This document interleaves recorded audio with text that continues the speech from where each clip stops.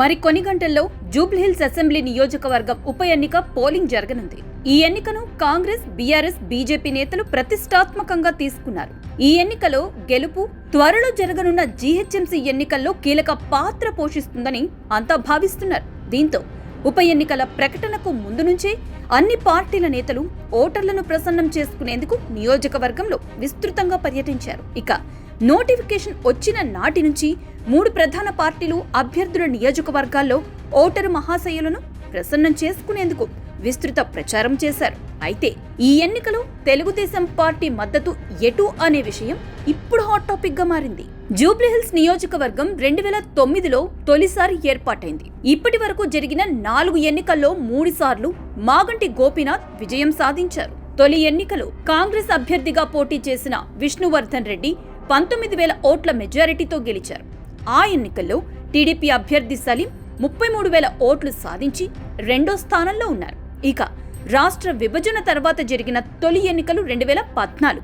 ఆ ఎన్నికల్లో తొలిసారి తెలుగుదేశం పార్టీ తరపున పోటీ చేసిన మాగంటి గోపీనాథ్ 9,000 పైచిలుకు ఓట్ల మెజారిటీతో విజయం సాధించారు.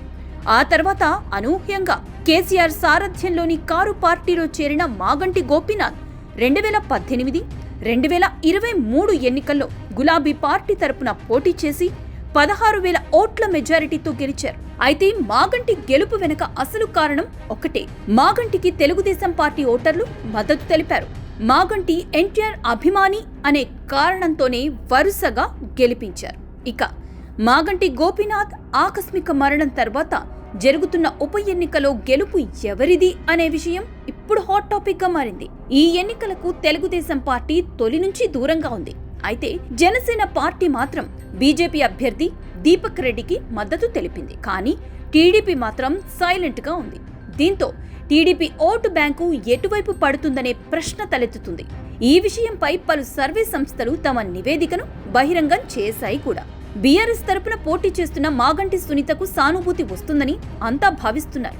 అయితే కుటుంబ తగాదాలతో పాటు బీఆర్ఎస్ నేతల నోటిదూల కారణంగా సునీత ఓటు బ్యాంకు పూర్తిగా పడిపోయింది. గతంలో అధికారంలో ఉన్న సమయంలో ఆంధ్ర ప్రాంత ప్రజలపైన బీఆర్ఎస్ నేతలు అనుచిత వ్యాఖ్యలు చేశారు. ఇక ఆ పార్టీ ఎమ్మెల్యే కౌశిక్ రెడ్డి బూతు పురాణం ఇప్పటికీ సోషల్ మీడియాలో ట్రోల్ అవుతూనే ఉంది. ఇది జూబ్లీహిల్స్ నియోజకవర్గంలోని సెటిలర్లపైన బాగా ప్రభావం చూపించనుంది. మరోవైపు అధికారంలో ఉన్న కాంగ్రెస్ పార్టీ నేతలతో ఇప్పటి వరకు సెటిలర్స్ ఎలాంటి ఇబ్బందులు పడలేదు. తెలంగాణలో కాంగ్రెస్ పార్టీ అధికారంలోకి వచ్చిన నాటి నుంచి తెలుగుదేశం పార్టీ చేస్తున్న కార్యక్రమాలకు ఎలాంటి ఇబ్బందులు రాలేదు. గతంలో చంద్రబాబు అరెస్టు సమయంలో హైదరాబాద్ లో శాంతి ర్యాలీ నిర్వహిస్తేనే నాటి మంత్రి కేటీఆర్ తీవ్ర విమర్శలు చేశారు. మీ రాష్ట్రంలో చేసుకోండి, అవసరమైతే రాజమండ్రి జైలు వద్ద చేసుకోవాలని హేళన చేసిన సంగతి టీడీపీ అభిమానులు గుర్తు చేస్తున్నారు. కానీ నాడు చంద్రబాబు అరెస్టును కాంగ్రెస్ పార్టీ నేతలు తీవ్రంగా ఖండించారు. వైఎస్ జగన్ తీరును తీవ్రంగా తప్పుపట్టారు కూడా. కేసీఆర్ సీఎం అయ్యాక టీడీపీని పూర్తిగా నిర్వీర్యం చేయటం కోసం ఆయన చేయని ప్రయత్నం లేదు. టీడీపీ నాయకులందరినీ తన పార్టీలోకి తీసుకుని తెలంగాణలో పార్టీ లేకుండా చేయాలనే ప్రయత్నాన్ని టీడీపీ అభిమానులు మర్చిపోలేకపోతున్నారు.